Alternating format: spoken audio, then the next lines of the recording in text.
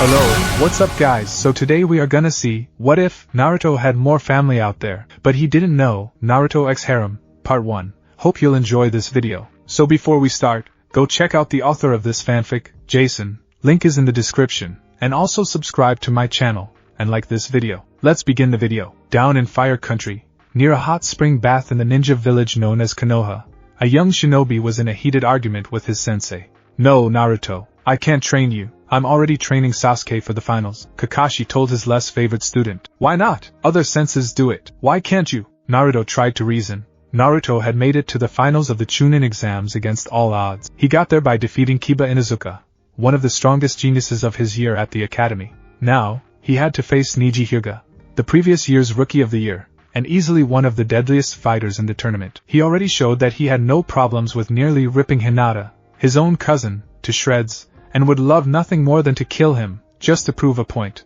Kakashi, however, had other plans, and those didn't include helping his student survive his match. He never had any real faith in Naruto, despite the boy saving his life before. Naruto, I'm only training Sasuke for the finals, and that's the end of it. He has a better chance at making Chunin than you do, so putting any effort into training you would only be a waste of my time, and would tarnish my reputation. Besides, you don't have the natural talent for what I teach, anyway, he told the boy coldly and callously, as he poofed away, leaving behind a hurt and betrayed Naruto. Naruto didn't want to believe what had just happened, but it hurt too much to ignore. He had just been abandoned by his own sensei for the Uchiha genius, just like that. All of the anger and rage that he had bottled up inside of himself, and let it out. Kakashi, you asshole! The blonde genin roared in anger at the top of his lungs before heading off to one of his comfort spots, Ichiraku Ramen, while he tried to think what to do, and who to ask for training. Meanwhile, taking a break from signing and filing paperwork, Sarutobi was gazing into his scrying crystal to see what was happening in the village. That was when he came across what Kakashi had done to his student when he needed him the most. Suffice to say, the Hokage was not happy with the Cycloptic Jounin's blatant favoritism. It brought back unpleasant memories of his own time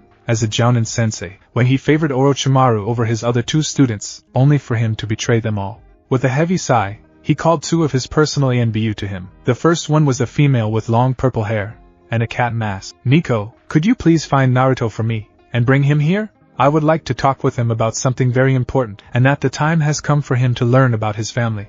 I really wish that this wouldn't have happened for another year or so, but that fool Kakashi has forced my hand. Senpai's really done now. How could he do that to a child, especially his own student who needs him? Nico fumed angrily, as she flickered away to find the boy. Ushi, I need you to go and inform Furinji Hayato that I need to talk with him concerning his other last remaining relative. Tell him that the time has finally come, the old Hokage instructed. Ushi cringed involuntarily at what the Hokage wanted him to do. I have to go into that madhouse. Usually, nothing scared the ANBU. However, there was only one place that could inspire such fear from otherwise fearless people. A place where masters of their arts and styles have gathered to further and better themselves. A place where the masters can only be described as superhuman, true-to-life fighting machines. A place called Ryozanpaku. Sarutobi pinched the bridge of his nose in an attempt to ward off an impending headache. Yes, now go, he ordered in annoyance, with Umbu-Yushai. Ushi had just now arrived at the Ryozanpaku compound, cautiously entering. He walked around in an almost tiptoe fashion, as he looked around for the person he was sent to get. After a few minutes, he began to relax. This isn't so bad, he muttered to himself, as he began to look around the compound in a much more casual manner, until a crashing noise grabbed his attention. As he listened more closely, the crashing was getting closer and closer. Just when he was about to go look for the noise, a training post went screaming past his face at near terminal velocity, followed by a shout that sounded a lot like APA.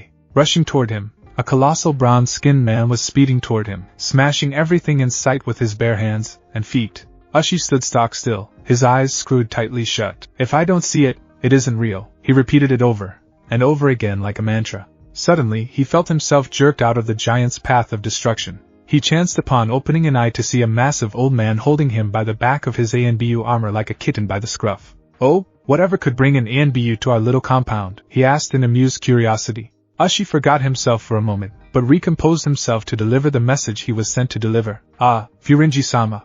Hokage-sama said that he had something important to tell you, that it is time. Hayato's face grew grim, as he took in what the message meant. I see, he replied, turning to the house portion of the compound.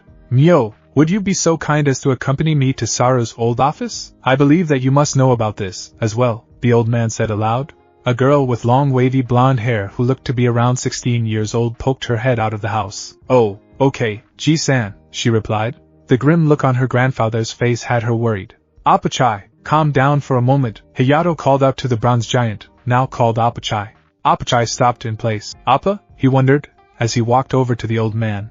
Apachai-kun, I need you to watch over the house until Akisame and the rest return. When they do, tell Shiger I need to speak with her about something very important, Hayato told Apachai with a serious look on his face. Apachai knew that look, and decided that it must be very important. Hi, Apachai will tell Shiger, he replied solemnly. Before the Anbu could perform the shunshin to teleport away from these crazy people, Hayato grabbed him, flung him over his shoulder like a sack of potatoes, and took off like a shot toward Hokage Tower. Hokage Tower. After a very brief, but very wild ride, the Ryozampaka elder arrived inside of Sarutobi's office, and knelt down, allowing Neo to jump off of his back, and letting the dazed Anbu slump to the ground in a heap. You know Saru, your Anbu are getting a bit soft if they cannot handle a simple piggyback ride, the elder teased. Sarutobi grinned at the light-hearted barb from his old friend. It seems that way, he admitted before turning his attention to Mio. This lovely young lady must be little Mio-chan. I haven't seen you in over 12 years, he added, as he greeted the young woman. Hayato's face suddenly turned serious. Is he here yet? I would like to see how the boy has grown. Relax, Hayato. He will be here soon as I've sent an Anbu out to go find him, the old Hokage assured his old friend. Tell me, how has his life been so far? I assume that either Jiraiya-kun or Tsunade-chan took him in. They are the godparents, after all, the old martial artist reasoned. The reaction that he got from his old friend was less than comforting. His saddened and distraught visage made both of the Furinji very worried. JAYSEN, there's something wrong, isn't there? Mio asked in a quavering tone. It seems that way, and I'm going to find out why, Hayato told her calmly, as he leveled a piercing stare on Sarutobi. Hayato knew of a couple people who would be very angry if something happened to the boy in question. Kusaka Shiger was known far and wide as a mistress of all weapons, a title inherited from her sensei, Uzumaki Kushina, who herself was known as the war goddess. When she was very young, the red-haired Kunoichi found her on the streets of Takigakure, starving and suffering. The woman took pity on the child,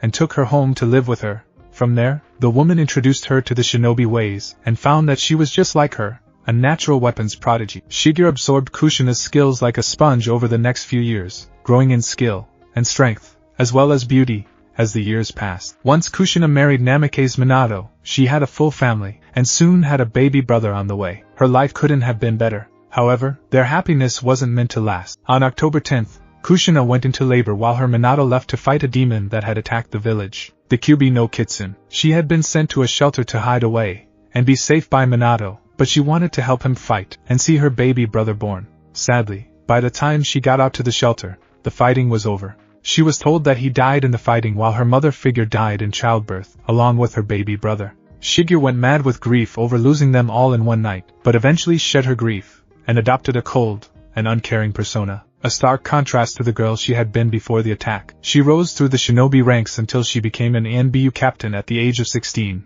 retiring to the confines of Ryozampaka only a year ago at the age of 24. Shiger wasn't the only one lied to that night by the council and Sarutobi. The leaders of the Hyuga and the Lee clans, Hyuga Hayashi and Lee Tenmon, were both old friends of the Minato and Kushina, and had gone as far as to engage their unborn son to their daughters, Lee Raichi and Hyuga Hinata, as a way of binding their families together into the next generation. The two loyal Sannin, Jiraiya and Tsunade, had both left the village with clenched fists over the fate of their godchild. Jiraiya knew that Naruto was still alive, and tried to provide for him financially since he couldn't be there physically, but the council only lined their pockets with almost all of the stipend money, leaving little to none for the boy. Tsunade had been told by Sarutobi that Naruto had died along with the young woman she almost saw as her daughter. She left the village that night without so much as a backwards glance, vowing to never return. The village civilian council, as well as the Sandame's two teammates and elders, and the Uchiha clan, had crushed many hopes and dreams when they announced that the Kyubi had murdered the son of the Yandame along with his father.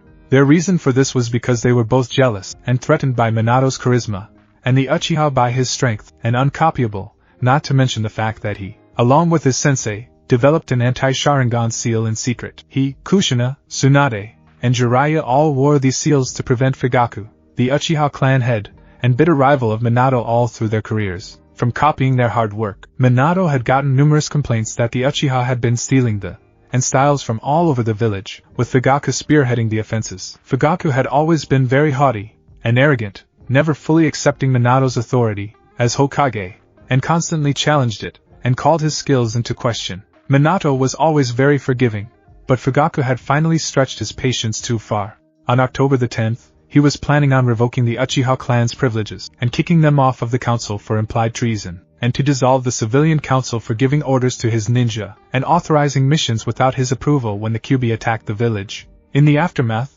a frazzled Fugaku pried a crying Naruto from his deceased father's embrace. Seeing an opportunity to grasp power for himself, he proclaimed him to be the demon reborn, but when he tried to assert his claim on the office of Hokage, old Sarutobi had taken the reins once again and took Naruto from his grasp. The council countered by whipping the populace into a murderous frenzy, bent on avenging the death of their beloved Yondaime and his deceased son at the hands of the Kyuubi, who was now reborn inside of a baby boy, as well as making sure none of Minato's friends could come to the boy's rescue. They managed to get rid of Tsunade and Jiraiya, and told the girl that he and Kushina had taken in that the boy was dead. Sarutobi slammed headlong into damage control in an attempt to stem the damage that had already been done by protecting him as best he could, but much of his effort had been in vain, undermined by some of his own shinobi and council. He couldn't even come clean with Naruto's true heritage without some nasty repercussions, like the council actually killing the boy to keep their betrayal a secret. However, now that Naruto was older enough to protect himself somewhat, and with the training that Ryo Zanpakuh could provide, the council would no longer be a threat. He had hoped that Kakashi would be able to protect and train the boy, but the copy Nin had turned out to be a massive disappointment. Hayato listened to the entire tale, and grew angrier with the council and the village with each passing minute, with Mio nearly in tears, as they heard the finer details of the boy's life. When the tale wound down, he bowed his head in shame. He could have taken the boy in, but he too had thought the boy lost. "My nephew, I am so sorry. I will atone for letting you down so badly by taking in your son, as I should have long ago," he murmured, as he turned to Sarutobi once again. "I will inform the Hyuga and the clans of the boy's survival, and see what they intend to do about the betrothal contracts. Until then, I will take over the boy's training. Kakashi has proven to be a liability. If he has a problem with this, he may deal directly with myself and the other masters." Hayato started with an air of authority, as expected of the man who was originally chosen for the position of Sandaime Hokage, but declined it. Sarutobi only nodded, knowing that Hayato had every right to be upset. Before he could say anything, a figure appeared in the window. "Sensei, I will still teach the boy everything that I taught his father. He was like a son to me, so I feel that what I have to teach is his birthright," the figure stated, coming into the light to reveal none other than Jiraiya. "Ah, Jiraiya-kun, good to see you, my boy," Hayato greeted me. Hayato knew that his absence was not of his own doing, and if he had the choice, Jiraiya would have taken Naruto and raised him himself. "Furinji-sama, it's been a long time," the white-haired sage greeted, until he saw Mio. "Well, hello, pretty young lady," he all but shouted in glee until a glare from Hayato told him that it wasn't a good idea. "What brings you here, Jiraiya?" Sarutobi asked him to clear the air. "My informants have told me that Orochimaru and Suna will attack during these exams, and that my godson is in the finals. I heard what that bastard Hatake did to Naruto's training, and I'll deal with him personally." That brat never did understand that it wasn't always all about him, no matter how Minato tried getting through to him. Jiraiya growled. Back with Naruto. Naruto was arguing with Ebisu, who had come to lecture Naruto on the basics of etiquette, as per Kakashi's instructions. "Just get out of my way. I need to go by train, and manners won't help me." "What am I gonna do? Politely ask Neji to not kill me?" he asked incredulously. "Manners are a cornerstone for every shinobi, a shortcut to becoming a good, upstanding ninja of Konoha. Since you were only an orphan, Kakashi saw fit to have me instruct you in etiquette for the month until the finals. He wants you to at least lose with grace," Ebisu told him in a smug tone. Naruto seethed at what this arrogant ass was lording over him. This ass was rubbing his orphan status in his face, and so was Kakashi. "Nikonizan? What's up? Does the old man need to see me?" Naruto asked her. He remembered this Anbu. She was always nice to him, and saved him a couple of times when he was small, not to mention she taught him about stealth, something that all of Konoha cursed due to the fact that he could pull off pranks without getting caught now. "Hi, come with me please," she told him softly until Ebisu stopped them roughly. "Hold on there," Kakashi said. He began to yell until she had her ninjato at his throat in half a heartbeat. "I already know what you two are trying to do, and it sickens me. If I weren't Anbu, I'd train and look after the boy myself. Now go away, and tell Kakashi this. Should he try to sabotage his growth again, I will make him pay." she hissed while resheathing her blade, and turning to Naruto. Come, Naruto-kun, I'll take you to the Hokage's office, Nico told Naruto, putting a hand on his shoulder, as she teleported them to the Hokage's office. Back to the Hokage's office again. Just as Jiraiya was finished going over what he knew of the impending invasion of the village, there was a knocking at the door. Hokage-sama, I have brought Naruto-kun, as requested. A voice called out from the other side of the door. Come in, Sarutobi ordered. The door opened to reveal a cat-masked Anbiyu standing next to a blonde-haired boy with a look of defeat and despair on his face. Gigi, what's up? Ah, Naruto-kun, glad you could join us on such short notice, Sarutobi greeted warmly. Not like I was busy anyway, Naruto muttered with venom in his tone that made them all wince. I already know about what your so-called sensei did to you, Naruto-kun, and trust me when I say that he will pay dearly for his blatant favoritism. For right now though, I have some people here that would like to meet you, the old Hokage told him with a smile. Hayato walked up to the boy, and knelt down, as far as he could, but still towered over the vertically challenged boy. Hello Naruto-chan. I am Hayato Furinji, and this is my granddaughter Mio. We already know that your sensei abandoned you, and have heard the more intimate details of your life and nightmare of a team. Before I say anything else, I must tell you about us. I am your father's uncle, making you my grandnephew, and Mio-chan here your cousin, and we would like to train you and take you in, he told the boy with a smile. Naruto went numb with shock. He had relatives, family, all this time, but they never came forward? The boy found his voice after a few moments, but lowered his head in sorrow.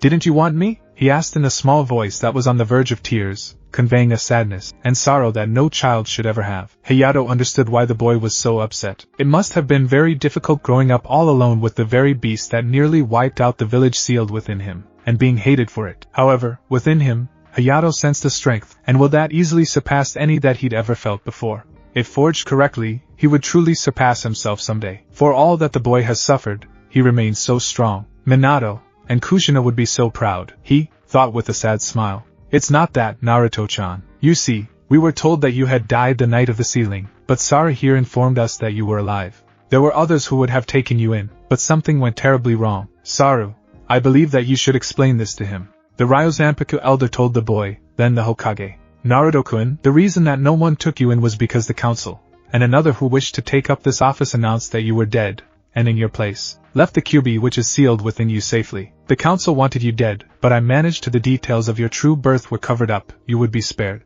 I truly regret that decision, because you parents had very good friends that would have taken you in without a second thought. Due to this, 2 of them left the village, and the rest closed themselves away. The rest that didn't know, and remained were forced to remain silent. Your parents also had 2 betrothal contracts for you to the daughters of 2 very prestigious clans, the Hyuga and the Lee clans. I will personally inform these people after we are done here, but for now, we will focus on your training. This man here is Jiraiya of the Sannin, who will oversee your ninjutsu training, and introduce you to the sealing arts. He indicated to the tall, white-haired man.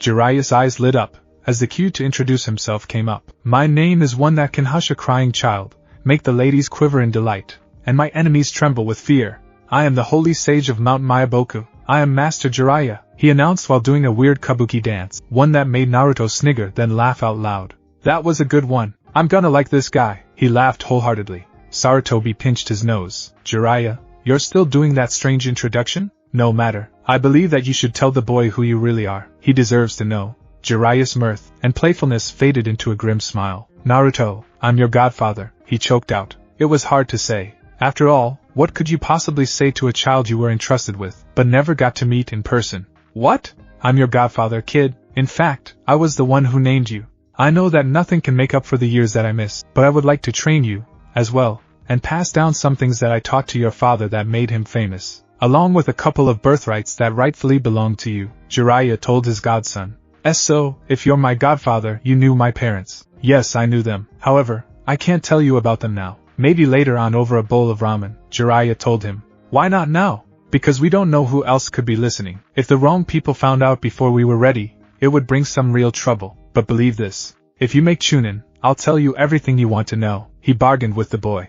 Naruto's face lit up with a dazzling smile filled to the brim with determination. Alright, just wait, Kyufu. I'll make Chunin for sure, he announced cheerfully, his bright spirit showing through once again. Jiraiya smiled widely and proudly. He was happy that his godson acknowledged him, and proud of the spirit that he was showing, just like his mother. A real handful, but he has his father's drive, and determination. An otherwise perfect blend of his parents' weight. Something's wrong here. His chakra flow seems messed up somehow. Naruto, could you channel some chakra through your seal? I need to see something, he told the boy seriously. Naruto looked at Mio cautiously, but Hayato put his fears to rest. She already knows about Kyuubi, Naruto-chan. He reassured the boy, with Mio giving him a warm smile. I do, Naruto-kun. I know that it must take a lot of heart to keep it at bay, and I'm proud of you for that, she told him softly. Naruto felt much more at ease, and did, as he was asked, lifting his shirt and jacket to expose his seal. Jiraiya inspected the seal closely, and found the abnormality. Gogi-Fu and the only people who know that spell are myself, Sensei, and Orochimaru. That bastard, he growled. Fooling around with a Jinchuriki's seal without knowing what you're doing was very dangerous and foolhardy. He could have easily released the beast and killed them all. He closed his eyes and concentrated, igniting his fingertips with chakra. Gogi-Fu Kai! Jiraiya thrust his fingers into the seal, releasing the spell Orochimaru had on him and freeing up his chakra control. The force of the thrust threw Naruto's small frame back until his new cousin appeared behind him and caught him. Are you okay, Naruto-kun?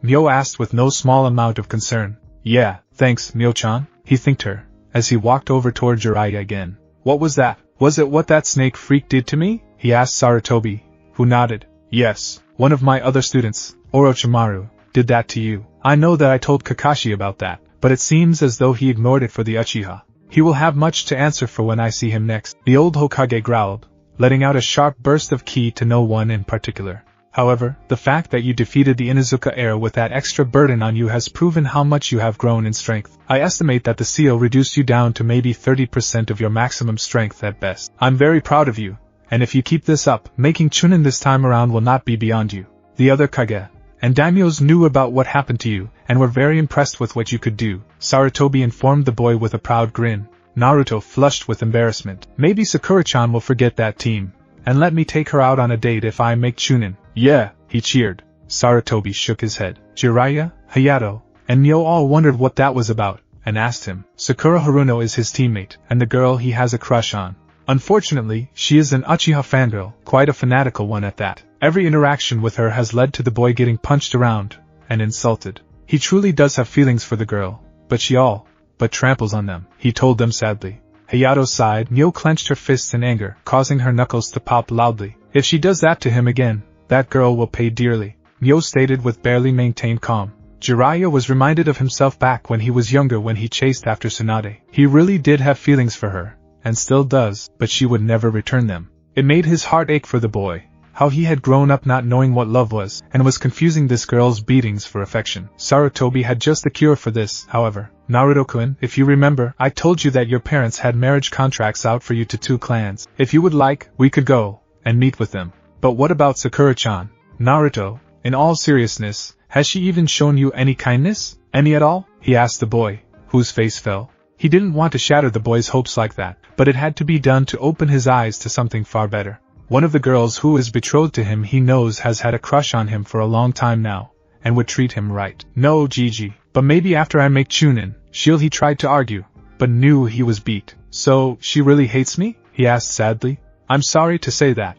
As long as Uchiha Sasuke is around, she will never see the wonderful person she's had under her nose this whole time. Naruto's face fell in disappointment, but remembered the girls mentioned. Hey Gigi, can I meet them? He asked hopefully. Sarutobi smiled. Of course you can. We can all go. Hayato has agreed to become your legal guardian, being your only blood relative remaining of age to do so. You also have others to meet. Cool, let's get going then, he chirped, as they got underway. The party arrived at the hospital in record time, with Jiraiya and Sarutobi using the Shunshin to teleport there, and Mio and Naruto traveling via piggyback on Hayato. Mio slid off of his massive back and helped Naruto get down, who was dazed but was grinning. That was fun. Let's do that again sometime, he cheered. Hayato laughed heartily at his nephew's spirit. Okay, maybe later, he whispered conspiratorially to the boy. The party walked into the hospital with Naruto in the lead, only for him to be stopped by one of the doctors. What are you doing here? He sneered at the boy until he saw the Hokage and his guests behind the boy,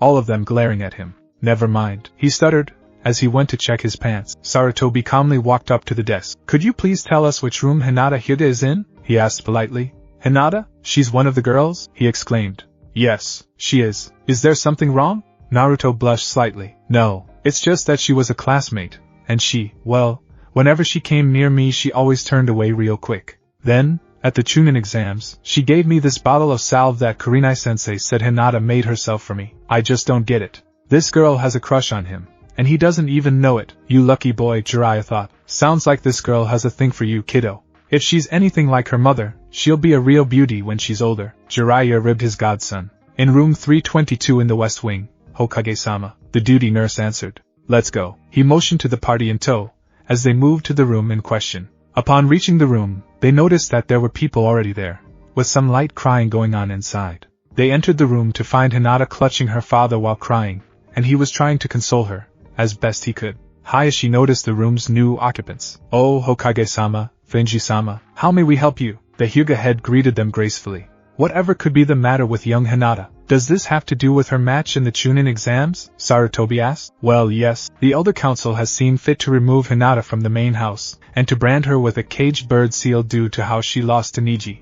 On top of that, they want to marry her off to the Prince of Kuma no Kuni. The problem with that is that he's almost my age. I just wish there was something we could do, Hayashi told him sadly. Sarutobi just gave him a grin, as he told the Hyuga head and girl what had just been revealed to Naruto. Needless to say, the shy girl fainted, and Hayashi got a huge grin on his face. This is the answer to her problem. His son lives. I must tell Tenmon. He will be thrilled, Hayashi exclaimed in unrestrained joy. Naruto, my boy, you have just saved Hinata from a horrible fate. I cannot thank you enough, he told the confused boy, as he hugged his future son-in-law. I was just told about this a few minutes ago. I really like Sakura-chan, but Gigi helped me see something, and I'd like to give this a try, he told the Hyuga honestly. Really, is your son, Minato, Kushina? Hayashi thought happily. We will be informing Tenmon next, Hayashi. Tsunade will be contacted, and dragged back here if we have to. Now, I believe we have a certain future bride to awaken, Hayato told them while giving a sly grin. After a few moments, they managed to bring Hinata back around. Father, what happened? Hokage-sama came in and said that Naruto-kun was engaged to me, she said in a daze. It wasn't a dream, my daughter. You see, a very good friend of mine, and I decided to engage the two of you. We felt that since we got along so well, you two would, as well. I thought that he died along with his father on that fateful day, but Naruto lives. It seems that we don't have to worry, since it seems that you are quite taken with the boy on your own. Hayashi chuckled, while the girl's face blushed bright red. Hey, Hinata-chan, how are you feeling? He asked her with concern. I'm fine, Naruto-kun, she replied, as the two began to talk. The adults watched the way the two children interacted with a smile. There was a lot of blushing and nervousness, but they seemed to be getting more and more comfortable with each other with each passing minute. Unfortunately, the time to leave arose. Naruto-chan, we have to be going now. You can come by and see her later if you wish, Hayato told the boy, as they prepared to go. Naruto sighed. Well, I'd better be going now, Hinata-chan. I'll see you again soon, he told her cheerfully. However, as he rose from the bedside, Hinata did the last thing anyone would expect from her. She pulled him back and kissed his cheek. Goodbye, Naruto-kun, she told him shyly, as he was dragged from the room in a near catatonic state by his godfather and grand uncle. As soon as he left the building, Hinata let out an ear-splitting squeal before passing out again, a huge smile on her face. Hayashi sighed and chuckled as he went over his next move to make sure that he can actually help his daughter. Now I can finally fulfill my pledge to you, Minato, my old friend. I know that your son will make my Hinata very happy and treat her well. All that's left to do is deal with the council, Hayashi thought, as he began to formulate a plan to deal with the meddling council of the Hyuga.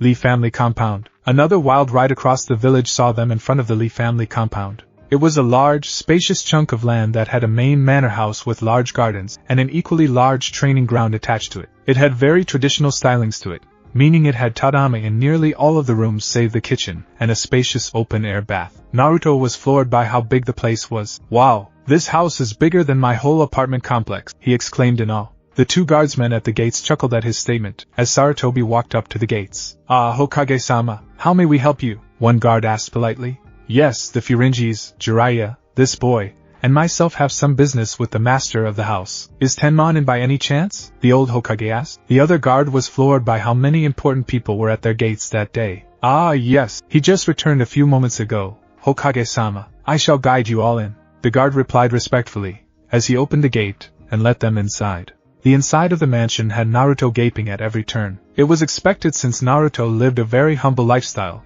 if one could call living in a pest-infested, run-down apartment in the red light district humble. It really drove home just how much he never had. but the money didn't really matter to him. He just wanted a family, plain and simple. Finally, they came to a large study where they all came to a halt. "This is Tenman-sama's study. I shall leave you all now, and have a good day." The guard bowed. As he went back to his duties, Sarutobi and Hayato took the lead. As they walked into the study, Lee Tenman wasn't terribly tall, but not short either. He looked to be the same age as Hinata's father, but had very defined muscles that were noticeable under his tunic. The man noticed them, and called out, "Ah, Hiruzen, Hayato, and Jiraiya, what could bring you all to my home?" he asked merrily until his eyes fell in on Naruto. "He couldn't be, could he?" he asked Sarutobi, and Hayato filled him in on what had happened. Then his grin threatened to split his face in two. He snatched the boy up into a powerful hug that made Naruto's back pop in several places. "Holy crap, this old guy is really strong," he thought, as he started turning blue. Tenman put him down, and let him get some air. "I was told that you were dead. That council will have much to answer for," he growled until his smile returned. "I assume you want to know my position on the betrothal contract?" he asked, to which Hayato and Jiraiya nodded. "Well, I am happy to say that I intend to throw my full support into it. Allow me to call Raichi here," he told them, as he called for his daughter. After a few moments, the door opened to reveal a girl just a bit older than Naruto, and a bit taller with blue eyes, with her long blonde hair done up in twin pigtails, and cute freckles. She was dressed in a white sundress, and sandals when she walked in. Naruto's jaw dropped when she smiled at him, as she walked by. She walked up to her father. "Yes, father, you called for me?" she asked. "Ah yes," he began, as he told her of the marriage contract with the son of a good friend of his. She looked unsure of what her father was telling her until he pointed out that the young man she passed was the one who would be her husband. "Really? Thank you, father!" she squealed happily, as she hugged Naruto tightly, making him blush an atomic red. This was another very pretty girl that was to marry him. Not Sasuke or anyone else, but him. This was turning out to be the best day of his life. Naruto nearly melted on the spot, as she came closer. "This is the greatest day of my life," he muttered, as he fainted. Raichi was having the finer points of the betrothal explained to her, as well as Naruto's status as a. She was shocked at first when she heard that he had the demon that nearly destroyed Konoha sealed within him, but she reasoned that he was the jailer of the beast, and a hero for how he continues to suffer to keep them all safe. The blonde girl knew that something was off with how everyone treated him, but the truth blew her away. Back to the subject of the betrothal, she didn't seem to mind that she was sharing him with Hinata.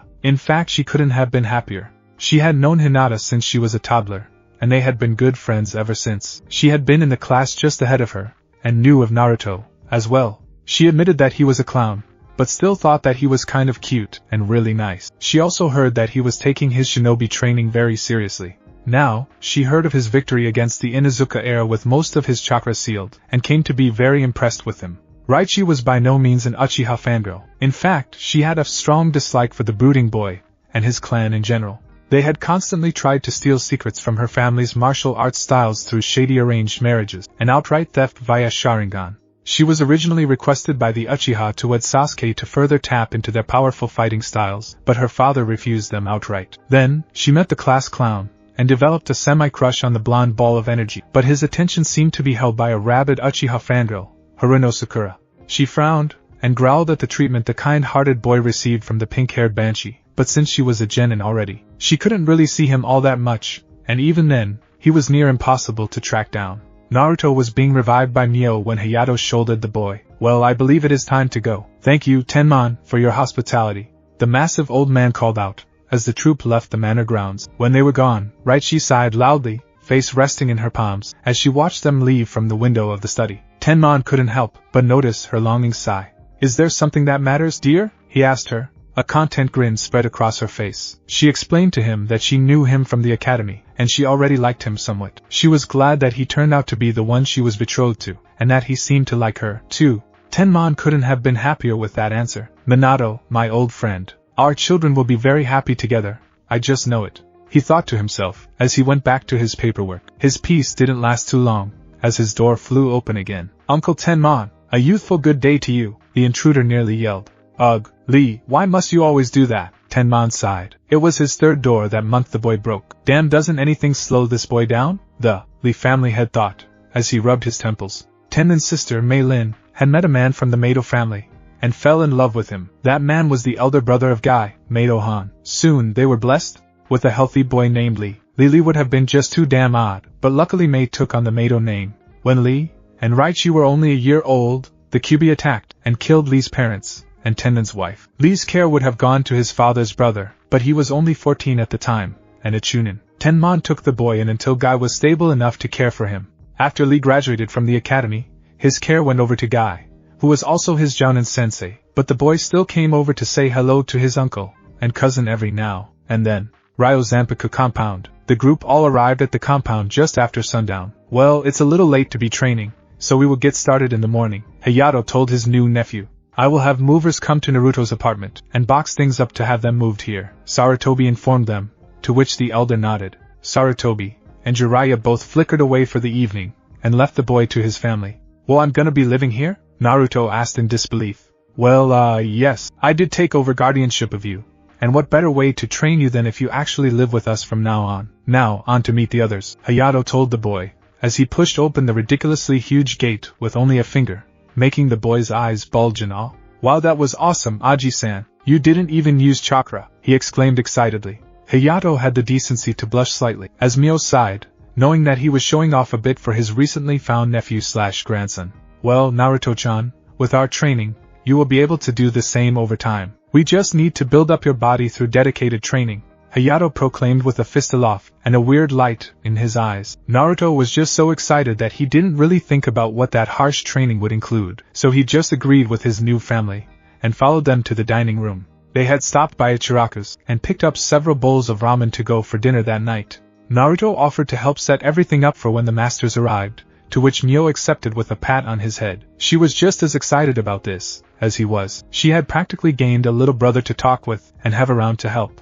After a few minutes of waiting, a small throng of people filed into the small dining room. The first thing they all noticed was a short blonde boy that was sitting next to Mio. The largest with a scar across his face spoke up first. Oh, who's the new brat? He asked Hayato. This is Uzumaki Naruto, and he will be staying here for a while. His sensei abandoned him for the last Uchiha. He has to face that Hyuga kid, the supposed prodigy, and the way he is now, he doesn't stand a chance, Hayato explained, as he turned to Naruto. Naruto-chan, from the right, we have Koetsuji Akasame, an artisan, and jiu-jitsu expert, he said, indicating a tall man with a mousy mustache with a GI, and hakama pants. He looks kinda strict, like a lot of the academy instructors. Next, we have our karate user, and self-proclaimed 100th Dan brawler, Shio Sakaki, he said again, this time pointing to the large man with muscles the size of his head, and the scar on his face. Whoa, this guy's huge. I wanna get big like him, and Ji-san. Now we have Ma Kensei, master of all forms of Kenpo,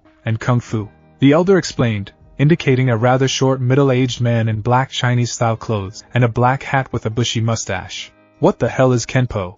Moving on, this man here is Apachai Hapachai, master of Muay Thai, and known as the Shinigami. The old man told Naruto, pointing to a bronze-skinned giant that waved at him with a large grin. He seems friendly enough. Finally, the last is Kusaka Shiger. Where did she go? He asked the rest of the masters. Akasame sighed. I bet she's on the roof again. Should I get her? No, I need to speak with her about something of grave importance you all, as well, but for now we eat, Hayato announced, as they all dug into their ramen. After dinner, Naruto helps Mio with the dishes, and cleaning up. Well, I gotta do something to help, Mio-nichan, he explained.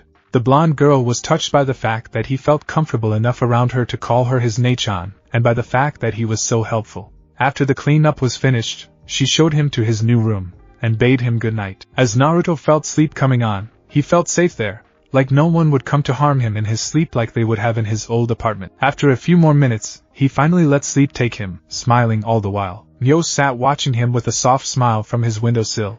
Good night, Otoro-kun. Sweet dreams, she whispered, as she slipped off to her own room. Meanwhile, down in the dojo area, Hayato called all of the sensei together for a meeting. He even got the reclusive Shiger to show herself. Now that you are all here, I have something of grave importance to tell you all. This concerns that young boy I brought in this evening, and who he really is. Oh yeah, Naruto something Uzumaki. Yes, Uzumaki Naruto, that was his name, Kensei called out. Shiger froze at the mention of the name. Uzumaki? She asked in a whispering, quivering voice. Hayato knew that she would recognize the name. Yes, Shiger. His name is Naruto Uzumaki. He is my grandnephew whom I thought was lost the night he was born, October 10th. He told them all, letting the fact sink in before he continued. Was his mother's name Kushina? The weapons woman asked quietly. Yes. His father was Minato Namikaze, my nephew, and the Yondaime Hokage, the elder explained to the senseis, as he told them of Naruto's life up to this point. The gentle giant Apachai was beginning to scowl.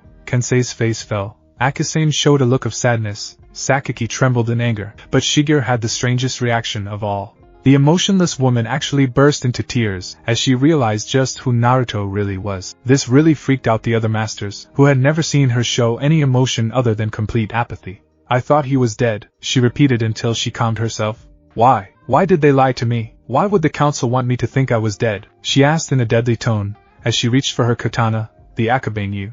Shigeru, calm yourself. Slaughtering the council will not help him. Nor would Kushina or Minato want you to. What has happened has happened. The most we can do is honor Minato's final wish, since it seems the rest of the village has all but spit upon it, Hayato told her forcefully, managing to get her to control herself. Shigeru felt that she had lost her will to go on once she had been informed by the council that her foster family had all died that night. That night Kusaka Shigeru had died, and left an emotionally barren woman in her place. She had all but killed her emotions, and became one of the finest ANBU to ever grace their ranks. Even the vaunted Uchiha Itachi could not defeat her, and Hatake Kakashi couldn't even touch her. A year ago, she decided to retire from the ANBU ranks and lay low for a while, taking up the occasional mission to keep her skills up. Through it all, she was still suffering from the loss of the people she had come to see and love as her family. Now, she finds that she had been lied to all of this time. The one that would have been her little brother still lived, but he was used as the council's scapegoat for the Kyuubi attack. The boy she longed to know and love, as her own, had been subjected to so much hatred and evil, yet he remained strong through it all. After Hayato finished explaining who he was, as a person, she couldn't help but feel pride well up within her. He really was just like the woman that she saw as her mother. I want to see him. Please let me see him, Shigeru pleaded with the elder. It's late, Shigeru. He's had a long day, and an even longer one tomorrow. He still doesn't know just who his parents were, but if he manages to get promoted to Chunin from these exams, Jiraiya will tell him everything. Until then, we have to keep this knowledge under wraps. Is that understood? He requested of them all, to which they agreed. Akasane and Kensei were both disgusted by what the village council had done to an innocent boy while practically worshipping the Uchiha, who had done nothing but lie and steal from their comrades while wanting more. They had basically treason, but had managed to worm their way out of punishment for their heinous crimes. At least the Uchiha paid for their crimes when they attempted to go too far, but the last Uchiha left was slowly proving to be just as bad, if not worse. Apachai loved children, and despite his size, he was very gentle with them. He also abhorred the abuse of children, and Naruto's treatment was the worst he'd ever heard of. He didn't want to believe it, but he knew that the elder wouldn't lie to them, especially about something so serious. Sakaki may look rough, but inside he was a big softie. He likes being around kids too, and anyone who abused them earned a death sentence in his book. All of the sensei went to bed for the night with one thing on their minds. This boy has a strong heart. We have faith that he will survive the training. Shigeru leapt into the window of her adopted little brother's room silently, and crept over to his bed. She took a good look at him, and had to restrain herself from snatching him up into a tight embrace. He looks like mother and father so much. I'm so sorry. I'll try to make up for all of the years that I've missed. The once emotionless weapons mistress thought sadly, as she kissed him lightly on his forehead. She then retreated from his room, as quickly and silently as she came. The next morning, Ryozanpaku compound. It was barely 4 in the morning when Naruto received a tap on his shoulder. Myonichan, that you? He asked sleepily, as he faced the person to do the tapping, only to find the wiry mustache man from the night before was in his face. Get up, was Kisame's command, light seemingly coming from his eyes making him think it was a genjutsu. What the hell? Naruto exclaimed, grabbing his clock to check the time, as it was still dark. 4 in the morning? What did you wake me for? He yelled. Because it's morning, was the mustache man's simple reply, pointing to his window. Naruto looked outside of his window to see a crudely drawn picture of a sunrise with a few cows in the distance, held up by a pair of bandaged bronze hands. Naruto looked down at the holder of the picture, who smiled back up at him. Apachai-san? The short blonde exclaimed. Appa, oheo, Naruto-chan, now you can play with Apachai. The Muay Thai master cheered merrily, as he hopped down from his perch. What kind of nuthouse did I wind up in? He thought incredulously, as he was hurried through the process of getting ready for his first day of training. As he reached for his signature jumpsuit, Kisame's hand stopped him. No, you won't be wearing that eyesore anymore. Here, put this on, the mustache man told him, handing him a dojo gi. The gi was a simple white, and came with white pants that were tied off with a white belt. They were actually a much better fit for him than his jumpsuit, which was baggy on him, and way too big for his slight frame. To be brutally honest, he never liked wearing it in the first place, but it was all he could afford. The jiu-jitsu master took in his new student's body type, and built it with a frown. There were telltale signs of malnutrition, and many near-healed scars on his body that he believed Naruto wore the jumpsuit to cover up. It was a miracle that Naruto had such supple muscle mass for his thin frame. The potential is there. Let's test him out, he reasoned, as he brought Naruto down to the dojo. On the way down, he was instructed to make several Kage Bunshin, and send them to the Hokage's office, where they would meet with Jiraiya for ninjutsu and controlled training. The boy did, as he was told, creating 20 clones. Alright, you guys heard the man. Get on over to the old man's office and see Kyufu, and no stopping for ramen either. He ordered the clones, who all rogered up in unison before taking off in a mini stampede. Upon reaching the dojo, he saw the rest of the senseis sitting off to the side, with his granduncle with them, and his cousin in a GI top and spandex shorts standing in the middle. What's going on, Nei-chan? He asked them confused. Shigeru had a lot of trouble controlling herself from telling Naruto everything and snatching him up, but she kept herself in check. This will only help him, and make him stronger. I will help you get stronger, Otoro-kun. This much I promise you, she swore to herself. Hayato cleared his throat to get things started. Naruto, this is to determine where you stand, as of right now, and what we should teach you. Mio will be your opponent. Do not be afraid to attack her, but be prepared to fight, as if your life depended on it, the elder told him seriously, as he signaled the beginning of the match. Was all he had time to say before Mio launched herself at him with blinding speed. Naruto hastily dodged her opening blow, which was a roundhouse kick to his head, but left himself open for her follow-up. She caught him full in the face with a full knuckle punch, and launched him back into the dojo wall. He recovered in mid-flight, stopping himself with the wall, and using that to launch back into the fight. Naruto was quick, and had decent raw power, no doubts about that, but he had no style at all, more like he was fighting on instinct alone. That was a fatal flaw that his sensei should have spotted, and corrected, but either failed to do so, or completely ignored the problem. However, since he had no set style or discipline, he was essentially a blank slate to work with.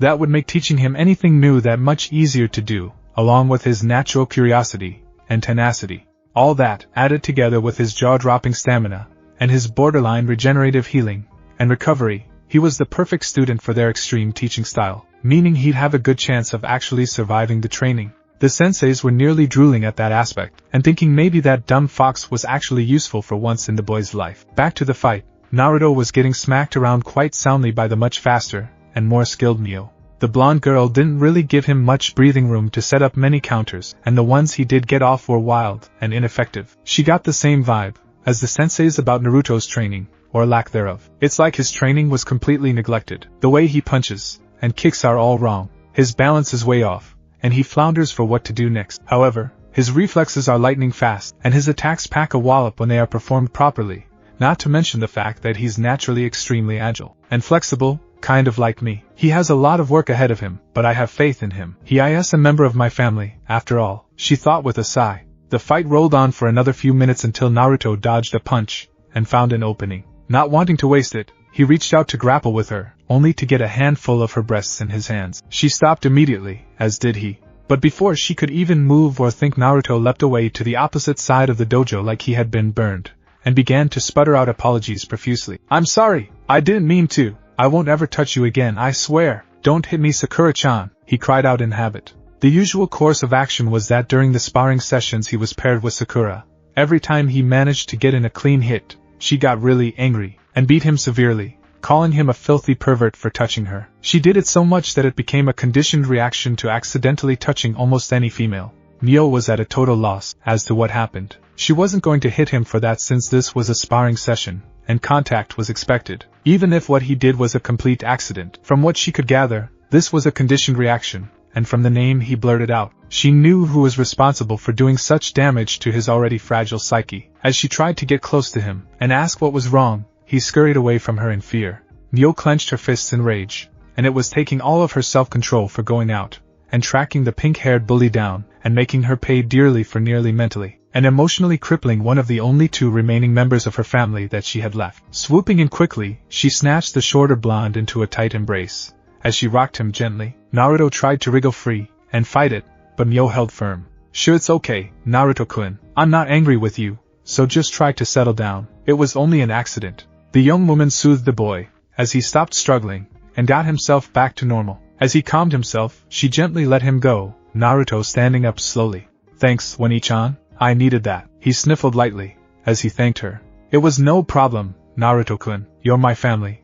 And a family always helps each other, Myo told him with a radiant smile. Family, I like this, having a family, he thought, as he was brought out of his musings by the concerned gazes of the masters. The sensei were all crowded around him, pondering what to do with him. Naruto instinctually averted his gaze from them, ashamed for how poorly he performed. He knew that Myo could have taken him down in only a few moves, but he knew that she was dragging it out. However, he thought that she was just toying with him, like Sasuke and Kakashi always did in their spars. Screwing his eyes shut, he braced himself for either the laughter at his expense or the long-ass chewing session that sometimes followed his spars with his team. From all three teammates, I think I know how to fix this. One of the senseis, Kensei, spoke up. Naruto-chan, please follow me, the short Kenpo master asked him. Stunned, Naruto got up to follow. Once outside, Kensei leaned in close to him. So, how was it? The short man asked his equally short new pupil. How was what? Naruto asked, totally confused. Myo-chan's breasts, were they soft? The short man asked in a pervy giggle,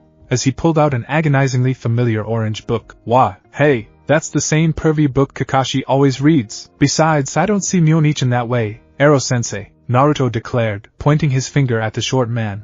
I may be a pervert, Naruto-chan, but at least I got you back to your old self again, Kensei told the fuming boy with a grin. This kid's going to be a blast to tease. The boy was stunned, to say the least. This guy went out of his way to help him, and was even willing to be branded as a pervert for doing so. I think I'm gonna like it here after all. Gee, thanks I guess, Naruto mumbled quietly, kicking a pebble that was at his feet sheepishly. Don't worry, how you reacted ain't your fault. Those bastards out there in the village did some real messed up shit to you, but we're gonna help you undo it every step of the way. But Sakaki stated, as he and the other sensei walked out from the house. Shigeru was careful to control herself, but inside she was screaming for the blood of a certain pink-haired girl. Akasame finished for him. They always say, you have to suffer for the cure, Naruto-kun, he told Naruto, the rest of the sensei sporting grins that were borderline sadistic that were making Naruto gulp loudly. Myo knew what that look meant, and sent up a small prayer for him. Meanwhile, on the outskirts of the village, one will find a small waterfall that feeds a stream to the north of the village near Hokage Mountain.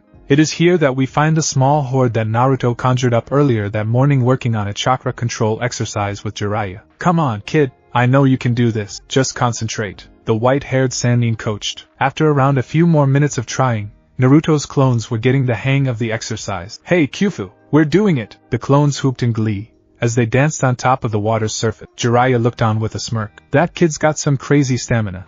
Making all these shadow clones along with doing all that physical training with those Ryozambika guys. He'll really be something when he's grown. Minato, Kushina, you've got one amazing kid. The Sannin chuckled to himself, as he called the clones over to himself. Hey kid, come over here, and I'll show you another cool trick, he shouted out to the clones whose faces all lit up at the thought of learning something new. The clones nearly stampeded their way over to their godfather. Oh boy, what's next? One clone exclaimed. He had to hand it to the kid. He had a hell of a learning curve if shown properly, and patiently, along with the fact that he took to everything he was taught with fascination and wonder, just his father, and even himself when they were Naruto's age. Okay, kiddo, step back, and watch this, he announced, as he began to concentrate, and spun chakra in his right hand until it looked like a mini cyclone. Once it was ready, Jiraiya thrust the spinning orb of chakra into a large boulder, the orb eating its way through the tough rock like chuji at an all-you-can-eat buffet. Rasengan! The clones all went slack-jawed with awe. One clone found its voice to voice their opinion of what they just bore witness to. This was one of the coolest things I've ever seen in my life, he cheered, the rest of the clones following suit. The Sannin was glad that it drew such a reaction from his godson, hoping to impress him somehow. Alright kid, calm down now. That was the Rasengan, created by the fourth Hokage himself. All it is chakra shaping and manipulation, no hand seals to use, so that Uchiha Kid or Kakashi can't copy it. I know that Kakashi tried to use the same principle for his Raikiri, but he still needs hand seals, makes too much noise, and takes too long to generate, he told the clones, as he started to pass out water balloons to them. What are these for? One of them asked. That is for learning the first step of the Rasengan, rotation. You need to be able to spin the chakra in various directions, like a cyclone. Do this, and burst the balloon to complete the first exercise, he told the clones, as he went to the shade of a tree to stretch out, leaving the clones to pick the exercise apart, and figure it out on their own.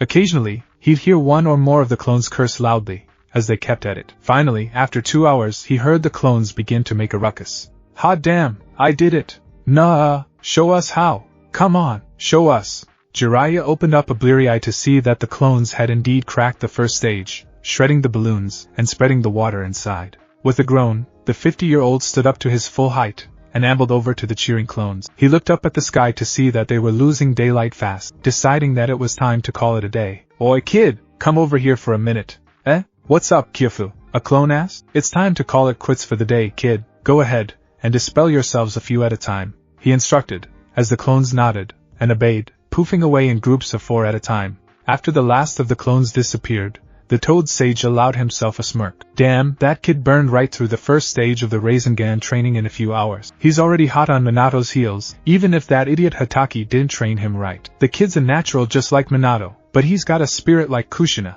It's almost like they're still here," he mused to himself, as he resigned himself to the nearest bar before he headed out to the hot springs for his research. Research, here I come," the great pervert giggled, as he went on his merry way with an extra spring in his step. Back at Ryazanpaku, inside the dojo of the compound, Naruto lay in a crumpled heap. "Man, this is rough," he wheezed, as he shakily stood back up to face his sensei at the moment, Kensei. As he did this, he contemplated the day he'd had so far. Flashback. After he had calmed down from his small episode earlier, the masters began to iron out a training schedule for their newest student the same way they settled all their disputes, by a game of rock, paper, scissors. Through this method, they decided that Akasane would start him off for the first 2 hours. Akasane and Kensei were the only two who had limited time, due to the fact that Kensei ran an acupuncture clinic, and his endurance and pain threshold were already tremendous. So he started Naruto out on strength exercises. First, his task was to strengthen Naruto's core body, meaning his abdominal strength. For this, he suspended Naruto upside down over a fire, having him swing back and forth to avoid getting burned while Akasane himself fanned the flames. "How do you like my training, Naruto-kun? I call it the dance of the frying squid," he told his young student serenely. "Are you nuts? This hurts like hell," Naruto exclaimed loudly. "Actually, Naruto-kun, I am quite sane. This exercise will build up your core strength, enabling you to put much more power behind your attacks, and building up on your already impressive chakra and endurance. I assure you that there is a method to our madness, as it were," Akasane instructed, as he set Naruto back to work on his exercise. Somehow, his words didn't really do much to assure the vertically challenged blonde. After his first horde of ahem training session was over, it was decided that it was Apachai's turn to train him or play depending on your point of view. The bronze-skinned giant took this opportunity to introduce his new and first student to the beginnings of Muay Thai, his native fighting style from a small island nation to the southeast of the continent they were on. Apachai slipped into the basic stance. "Appa, Naruto-chan, this is the stance for Muay Thai, Tangard Muay," he instructed the boy, as Naruto copied his stance. Since he was right-handed, not left like Apachai, his left leg and fist were in front with his right and back, both hands up in a basic defensive posture. Apachai made small corrections here and there until he was satisfied. "Now do what Apachai does," the tall man chirped, as he went through the basic movements and attacks of the style, which seemed oddly natural to the boy. For today, he was introduced to the basic punches of the style, or chak. From there, Naruto was put in front of a training post to practice for the rest of his time. This guy's not so bad, and I'm really getting into this style," Naruto thought, as he continued to work. Unfortunately, Apachai was prone to getting bored easily, and walked up to the training post next to his new student. "APA," he shouted, as he kicked straight up, sending his log into low orbit. Naruto, who was at ground zero for the training implement impromptu launch, stood rooted to his spot in both awe and sheer terror. "What the hell is this guy?" he shouted in his mind, his voice and basic motor functions taking a small break, and possibly running for their lives at this point. Meanwhile, on the outskirts of Fire Country, where our two teams are currently training, "Sasuke, activate your Sharingan for what I'm about to show you," Kakashi instructed Emo Pants the Great, aka Sasuke. "What for?" he asked with disdain. Kakashi didn't get the chance to answer, as a large object was screaming down upon them, landing directly on Kakashi. Sasuke's sweat dropped for a moment. "Was that what was supposed to happen?" he asked in a bored tone, as he inspected the object, which turned out to be a training post, but it was charred from re-entering the Earth's atmosphere. Where the hell did this come from? No matter. "Hey, Kakashi, get up, and give me more," he told the broken form of his teacher, lightly prodding him with his foot. Back at Ryazanpaku, Apachai's time was up, and the next person took over. This one was more reluctant to train with the boy, stating that he didn't train brats. This naturally put a bee under Naruto's bonnet, as he stomped into the living area to fetch his reluctant sensei. "Sakaki-sensei, let's go," he told the massive and scarred man. "Go away, kid, I don't train brats," he yelled, nearly tossing Naruto back with just the wind from his shout, but the blonde was, if anything, stubborn as a mule.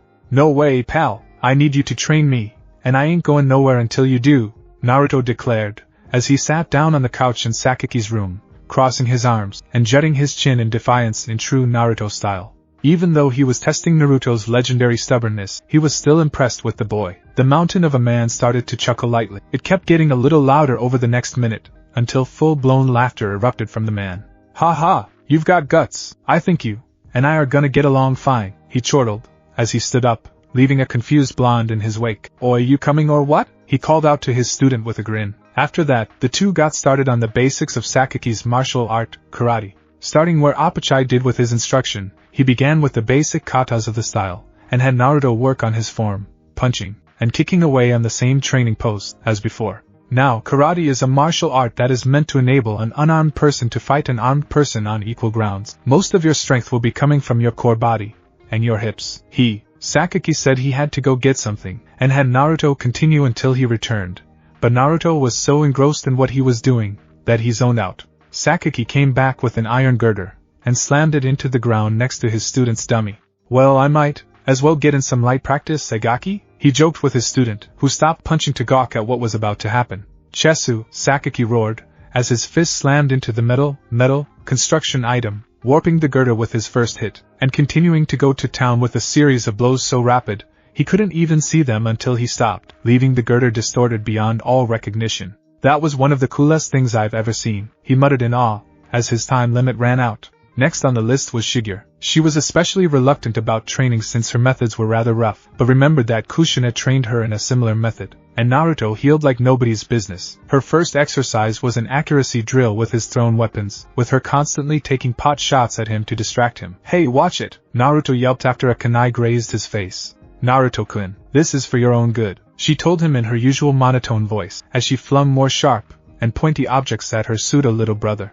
After a target practice session that left Naruto feeling like the target, she pulled out a wooden bakken and threw it to him. But what's this for? He asked, slightly afraid of what the answer might be. His fears were unwarranted this time, as she began to explain. I wish to teach you how to use a sword and guard, she told him, as she lunged for him with her bakken at blinding speeds. Acting out of desperation, he slashed at her with the training blade, only to miss, letting her get behind him and swat him on his ass with her training sword, hard. Naruto nearly jumped out of his skin while the pain in his scrawny ass subsided. Let that be a lesson to you, Naruto-kun, she told him, as she began to tutor him about the basic parts of the sword, and in the basic movements of the sword, such as the 6 cuts, and the 8 different critical hit spots on a person. The last hour was dedicated to these 2 things until finally, we came to our last instructor of the day, Kensei. Naero-sensei, what style do you use? Naruto asked curiously. To answer that question, Kensei led him over to a small creek that was near the bathhouse. A passerby, a painfully familiar passerby with blonde hair that used to be long, and a big mouth, I know, just happened to be passing by. What's that idiot Naruto doing with that old guy? She wondered, as her curiosity got the better of her. Kensei noticed her, but smirked to himself, turning his attention back to Naruto. Well, Naruto-chan, I am known as a master of all forms of kung fu and kenpo. Even the Hyuga-juken and the Goken that your friendly uses have their origins in my arts, so I can teach you how to fight without getting shut down.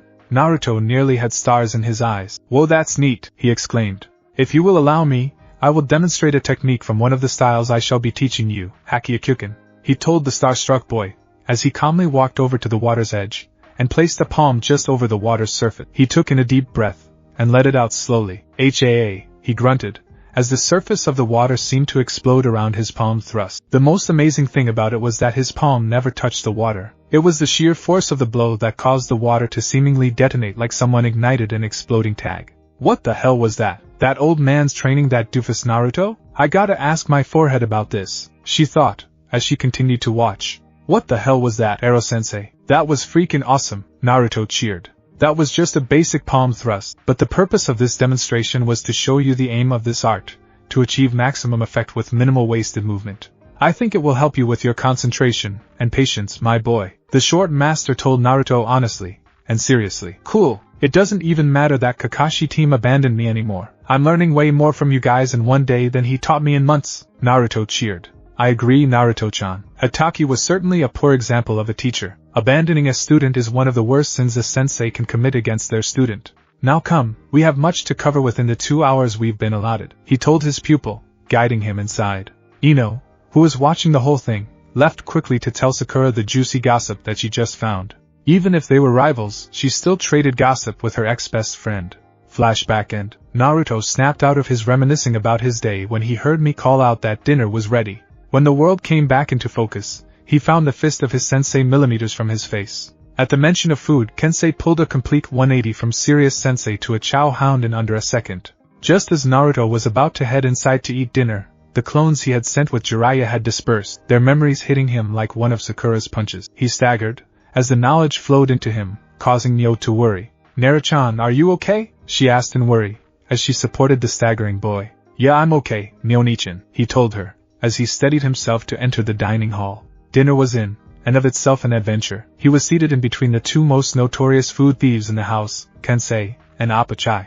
No sooner than the food was set before him, the two swooped in on his rice bowl, but Naruto had been dealing with the likes of them his whole life, so he leaned back slightly to avoid them, and nearly gulped down the rice in one fell swoop. Hayato and the rest saw this, and were happy that he wasn't the type to let his guard down easily, but knew that the life that he'd lived thus far was responsible for this.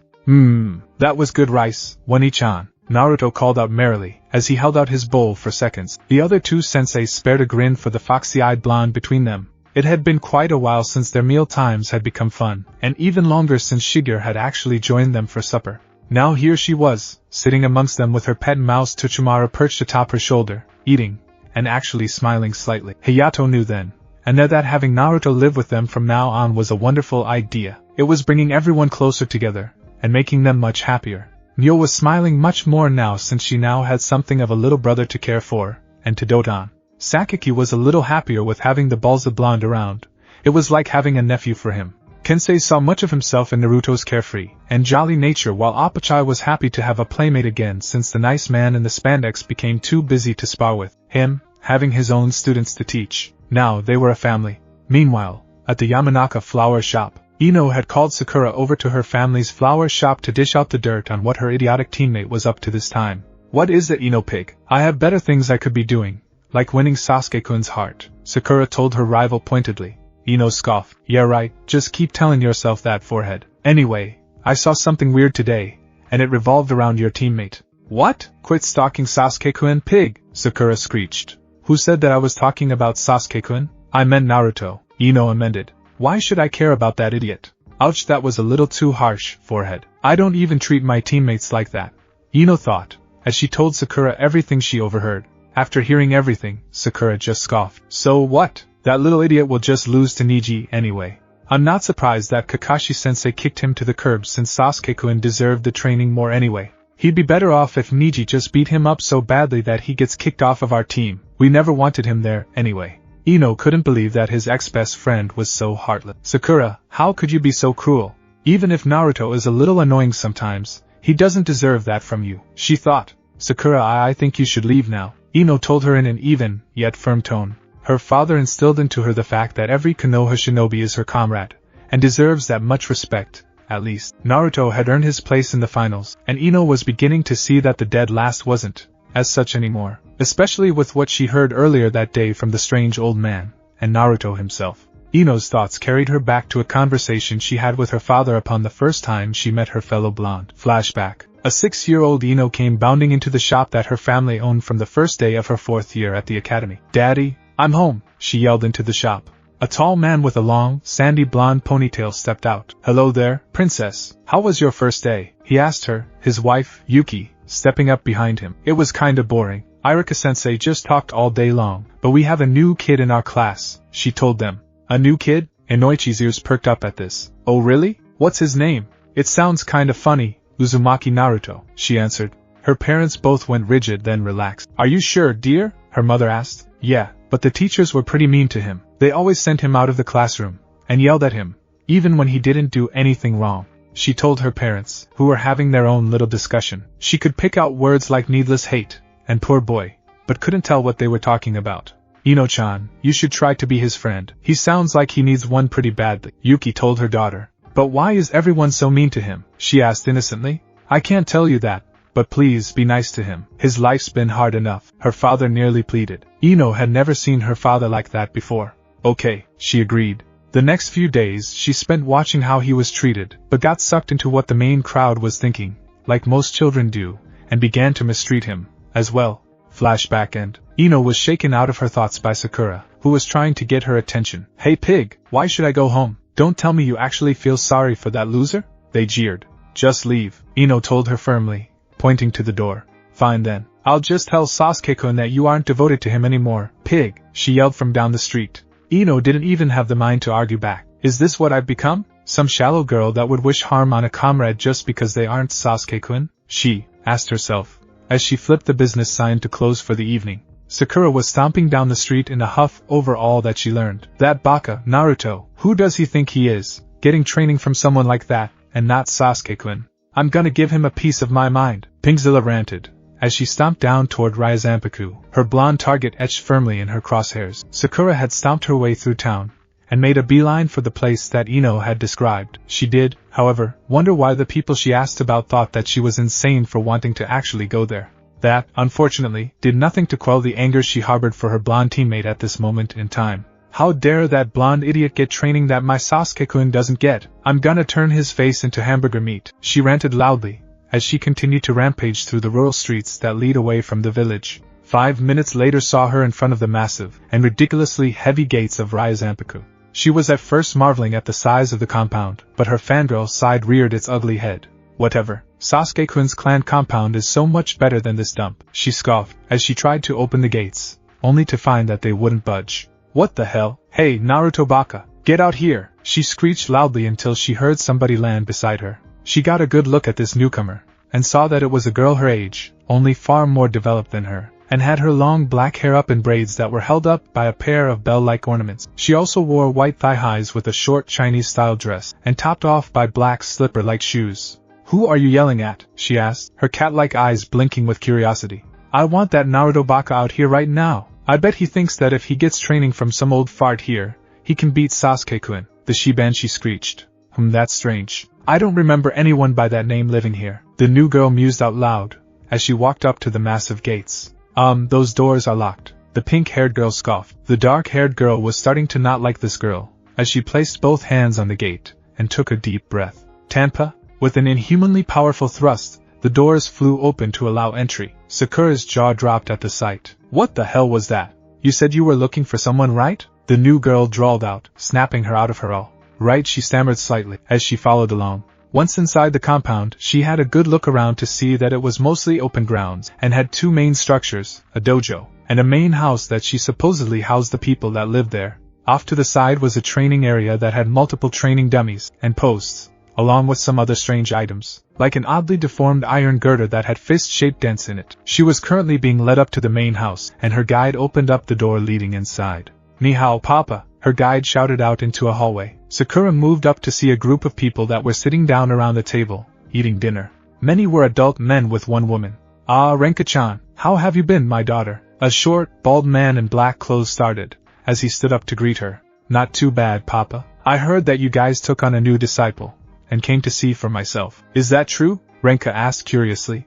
Ah yes, Naruto-chan is a very interesting boy. Reminds me of myself when I was your age, he mused, not knowing the bomb that he unwittingly set off. What? Where is that baka? I want him out here now, Sakura roared. Hayato, and the other masters were not amused by this rather rude outburst from a total stranger that had yet to introduce herself. Not one little bit. Calmest of the bunch, Akisame, called out to her. And who might you be, young lady? The mustachio asked the banshee. Huh, oh, my name is Sakura, she replied. No sooner than the name left her mouth, he came crashing into her from all directions. And what might you require from our student at such an hour? Akisame asked, eyebrows raised. Sakura launched into a diatribe about all that she had heard from someone else about Naruto receiving special training from somebody that her precious Sasuke wasn't. It was at the end of that rant that her target appeared from the kitchen, and her rage-filled eyes locked onto him, already stomping over to him. She grabbed him by the front of the shirt angrily. What the hell do you think you're doing here, doe? Sasuke-kun needs this training, not you, so get out of here. Nobody wants you around anyway, she ranted, as she pulled back her fist to clock him. The person he followed out of the kitchen, who she never even saw, snagged her wrist, and was wrenching down with a powerful grip. Excuse me, but what do you think you're doing to my Otoro-kun? Myo asked in a deadly yet sweet-sounding voice, ki practically gushing from her. Sakura now felt the ki that was flooding the room hit her, and looked around to see that the adults in the room were all glaring at her. The woman in the short kimono unsheathing her blades slowly while standing up. She had unwittingly cast herself into the lion's den. "We've all heard and seen what you've done to this boy, my Akabana to cries for blood," Shiger said in her usual tone, only instead of boredom, this time she had malice and rage in her words. The pink-haired girl was now petrified with fear. There was no Kakashi, no Sasuke, or even Naruto to save her this time, and she would have to reap what she had sown. Nyo noticed this, and spoke out. "I believe that you shouldn't come around here anymore, Haruno-san. Also, if you ever hurt him like you have again, we will break you," Nyo snarled. Sakura could tell, even in her current state, that this was no threat, but a promise. She looked over to Naruto with pleading eyes to try and get some form of comfort from him like he always would in the past, but he wasn't budging. "Naruto? Why won't you help me? Aren't I your teammate? Don't you like me anymore?" she whimpered, trying to play his sympathy. It really turned the stomachs of Neo and Shiger to hear this pathetic girl try to charm him, but they were glad when his even gaze turned into a small glare. "I know what you're trying to do, and I'd like it if you stopped right now. I'm not the same person that you bullied around anymore. If you're finished, leave," the blonde told her in a cold tone, as he turned his back to her. Sakura's pride took a major blow, as she ran crying from the compound, most likely all the way home. "Damn that baka! He was supposed to be my loyal pet, but those people turned him against me. You will pay for this, baka," she mentally snarled, as she continued to dash home. Naruto sighed as she left. "I can't believe I used to like her." Renka was having thoughts of her own. "Hey, what was that chick's deal with you? That could not have been normal." Naruto looked over at who spoke. "Hey, who are you?" he asked. He had to admit that she was very pretty and provocatively dressed, not to mention that she was generously endowed. "Oh, sorry about that. I'm Renka, Ma Renka," she told him cheerfully, as she took in what he looked like. He's kind of scrawny and short, but he's also kind of cute, too." "Ma, are you related to Ero-sensei?" he asked. "Ah yes, she is my daughter Renka." "Renka, this is our new pupil, Uzumaki Naruto-chan," Kensei replied. Renka stifled a giggle at how he addressed her father. "You called him Ero-sensei? That was hilarious," she exclaimed. "I can definitely get to like this boy. Maybe I should stay a while," she thought, and she remembered that her uncle Tsuchi, her mother's brother, and her cousin Ayam owned a ramen stand here in the village. "I wonder how they're doing?" Now, back to what I was asking. "What was her problem with you anyway?" Renka asked. "You might, as well, have a seat, cause this is gonna take a little while," he told her, as he told the tale of his life, or at least not the parts with the Kyuubi. When he was starting to show his fatigue, he turned in for the night. Even with his inhuman stamina, making waves of shadow clones along with getting the crap beat out of him all day wore him out. "Good night, Renka-chan," he told her with a large yawn. He had a very long day, and the following days would prove to be just as harsh, but they were necessary if he wanted to stay alive against Niji and anyone else that he might wind up fighting. Hayato took over for him and filled in the rest, verifying that all that was said was the truth. Next, she was told of how Sakura's treatment of Naruto had caused a psychological episode earlier that day. Renka seethed at the fact that this girl thought that she could just walk all over someone and scare him so badly like she did. He was only being nice to her, and she used him as her personal punching bag, all because she was brainlessly devoted to that arrogant Uchiha. The more she heard about the clan, and the person himself, the angrier she got. She had heard about the Uchiha clan, and from what she had learned, many of them were little better than thieves who stole the hard work and secrets of others, even their allies, to gain power. So, Naruto-kun is stuck on a team with that worthless little fangirl, and an Uchiha with an overinflated ego. To top that off, he had a worthless sensei who only taught the Uchiha so that he could ride on his coattails. "I don't see how it could have been any worse than it already is," Renka muttered. However, her opinion of the young blonde she just met had taken a massive leap forward, just for the sheer amount of patience it must have taken to keep from going insane. She was especially interested in finding out why he was hated so much by the village as a whole. She looked to her father once again. "Father, I will be staying here in the village for the time being, at least until the exams are over," Renka informed her father. Kensei was many things, such as a world-class pervert, but not blind or dumb. He could see that his daughter had an underlying motive for staying here, and it had to do with his newest student. She had taken a keen interest in him, and far be it for him to discourage her, but he had to warn her about the engagements he already had, should she decide to pursue him. "That can wait for now. I first need to see how she feels about him, and that will take time. It's usually best to let these things run their course. It worked for Minato, and Kushina, and myself, so why not?" the Kenpo master reasoned. "That's okay with me, my dear. Maybe Nyo-chan will let you stay in her room?" Hayato offered. "Thank you, elder. Maybe I can help Naruto-kun out a bit, as a sparring partner, she suggested, blushing slightly. Renka was no slouch, as a fighter herself, having been trained since birth to take over her father's skills when he finally passed. She could easily beat a Chunin with taijutsu alone, and could probably take out Sasuke with ease. Hayato nodded his head at the offer. That could work out well. It would give the boy more styles to learn from, and give him a wider skill, and experience base to draw from. Mio-chan, would you mind if Miss Renka shared your room? He asked his granddaughter. Mio merely smiled. If Renka was around to help her, and Naruto out, things would be far easier. I don't mind, Aji-san, the blonde girl replied, as she led Renka to her room to get settled in. The other masters all decided to turn in for the night, as well, but Hayato asked to talk with him for a moment. I'm sure that you noticed it, as well.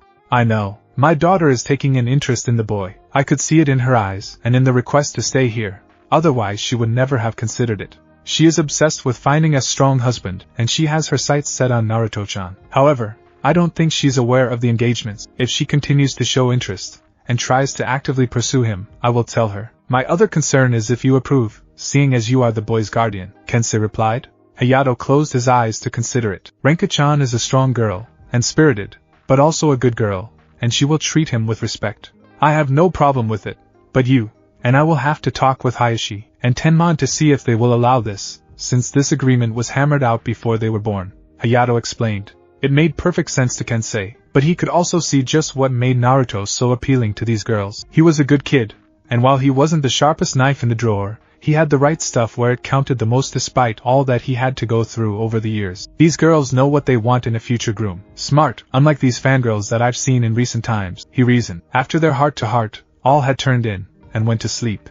Time skip 1 month. Man, a lot can happen in the span of just 1 month, 30 days, 720 hours, 43,200 minutes. However you want to count it, much can, and did happen to one Uzumaki Naruto. Flashback. Naruto had been training not only with the masters of Ryuzanpaku, but also studying ninjutsu, and Fuinjutsu with Jiraiya of the Sannin, who was also his godfather. For all of this training, his Kage Bunshin proved itself to be invaluable with how he was soaking up all of the knowledge like a sponge. In 1 month's time, he managed to master the Rasengan enough to the point that it was combat effective, but he still needed a clone to help him with the manipulation. He had also gone with Jiraiya for a day, and signed the Toad summoning contract. Jiraiya had told him that his own father had signed the contract before him, then he signed it, and passed it down to Naruto's father, who the sage saw as his own son, and would now pass it down to Naruto. After 2 hours of frustration, Naruto finally summoned a small orange toad named Gamakichi. The spunky little toad, and our favorite blonde had hit it off wonderfully,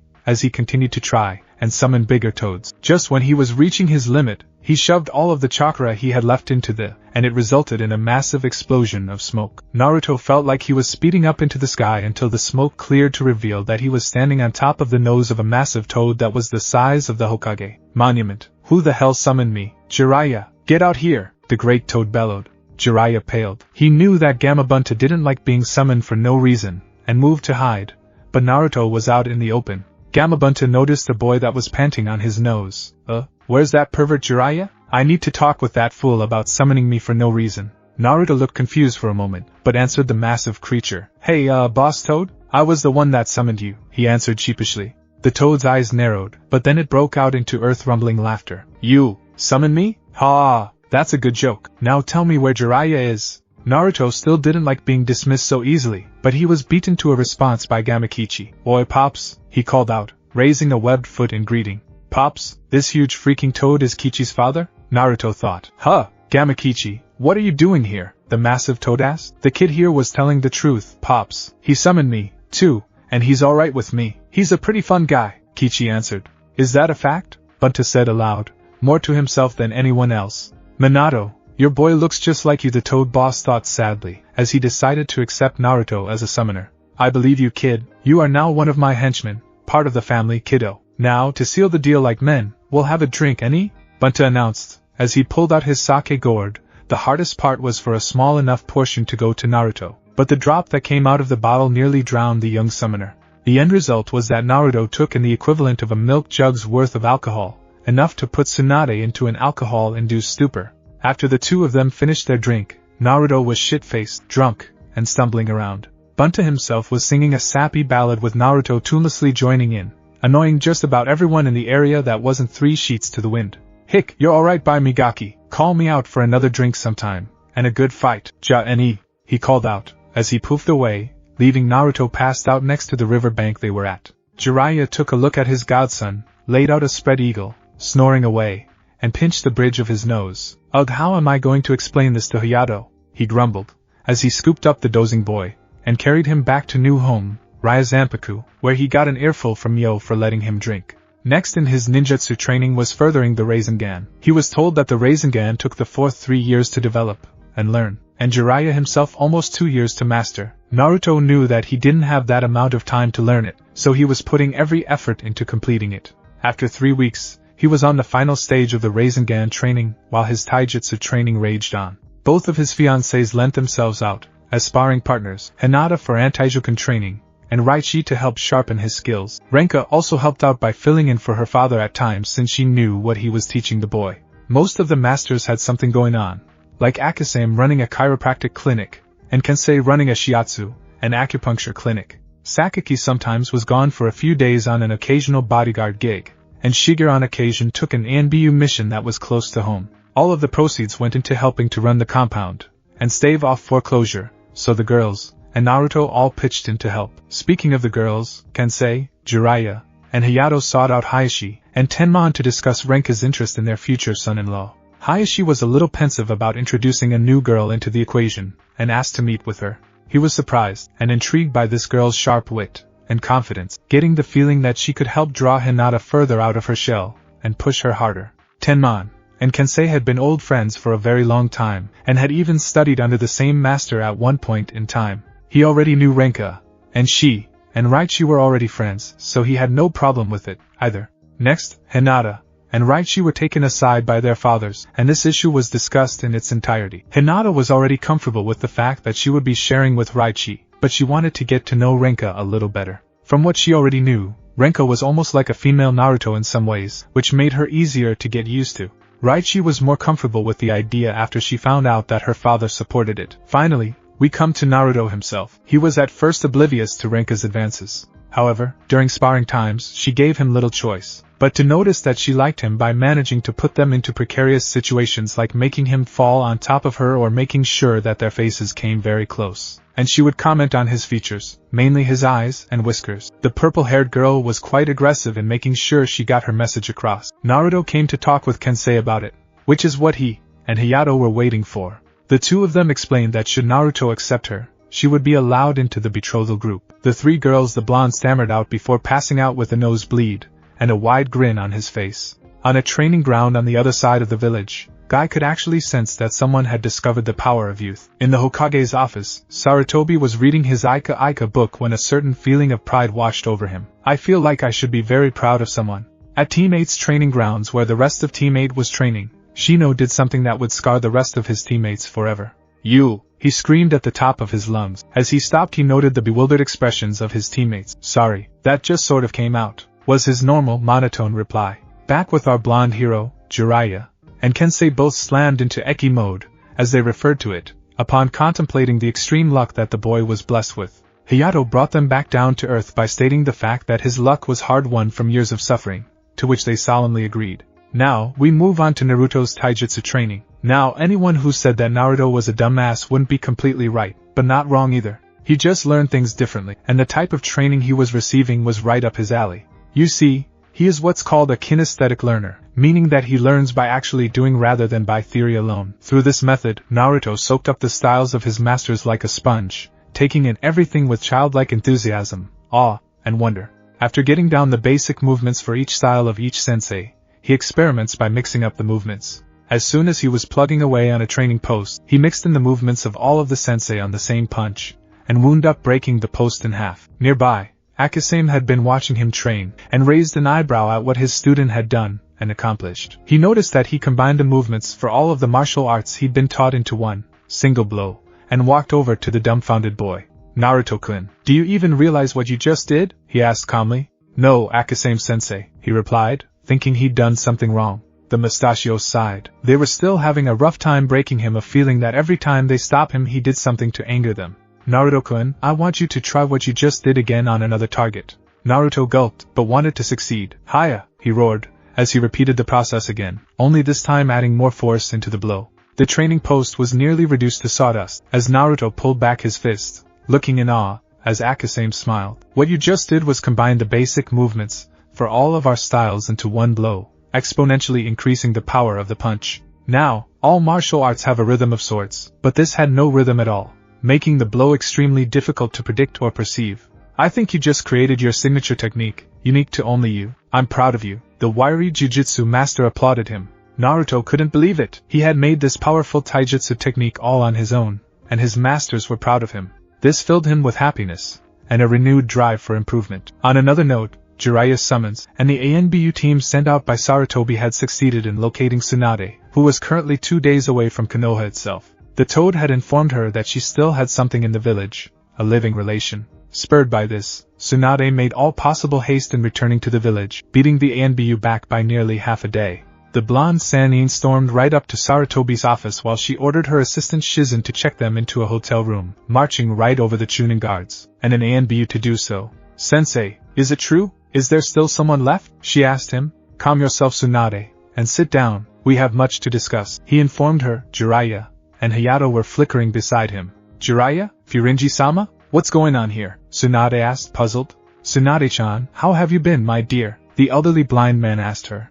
"I've been well, Furinji-sama. May I ask what's going on here?" "I was just told that I still have a relationship here in the village, so I came right back." Sarutobi nodded to the two men to have a seat, as well as he began to tell her everything, especially that her godson is still alive and living in the village. The beautiful Sannin was reduced to tears at how bad Naruto's life had been, and at the fact that she was not even aware of his survival. However, her sadness was replaced with another emotion, rage, pure, primal rage, at how she had been lied to by the council. Damn it all, I could have taken him with me, raised him myself. How could they do this to me? To him? To Minato? And Kushina? What kind of monsters have you allowed to make these decisions? She ranted at the elderly Hokage, who did nothing to defend himself. He knew that he could have alerted Tsunade, but he allowed the council to tie his hands. "I know that you would have taken him with you, but allowing an infant Jinchuriki to leave the village was too much of a risk. If he were captured, he could have been turned against us by any power unfriendly to ours, specifically an old friend of ours that has an unnatural love of snakes," Sarutobi told her. He also informed her